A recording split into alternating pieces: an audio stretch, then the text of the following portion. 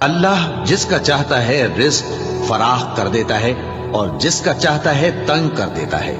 और काफिर लोग दुनिया की जिंदगी पर खुश हो रहे हैं और दुनिया की जिंदगी आखिरत के मुकाबले में बहुत थोड़ा सामान है। और काफिर कहते हैं कि इस पैगंबर पर इसके परवरदिगार की तरफ से कोई निशानी क्यों नाजिल नहीं हुई। कह दो कि अल्लाह जिसे चाहता है गुमराह करता है और जो उसकी तरफ रुजू होता है उसको अपनी तरफ का रास्ता दिखाता है, यानी उनको जो ईमान लाते और जिनके दिल अल्लाह की याद से आराम पाते हैं उनको।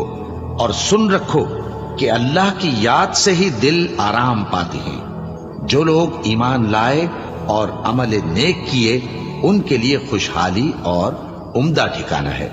जिस तरह हम पहले पैगंबर भेजते रहे हैं उसी तरह ए नबी हमने तुमको इस उम्मत में जिससे पहले बहुत सी उम्मतें गुजर चुकी हैं भेजा है, ताकि तुम इनको वो किताब